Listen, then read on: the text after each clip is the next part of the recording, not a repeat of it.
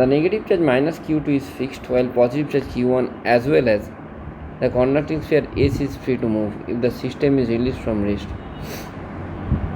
দেখ এটা খুব ভালো কোশ্চেন।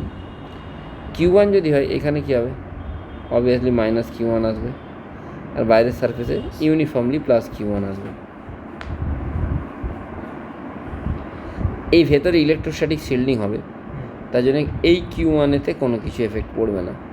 কিন্তু যেহেতু মাইনাস Q2 এখানে আছে আর এই দিকে প্লাস Q1 আছে, সেই জন্য মাইনাস Q2 একে কোন দিকে টানার চেষ্টা করবে, এদিকে টানবে।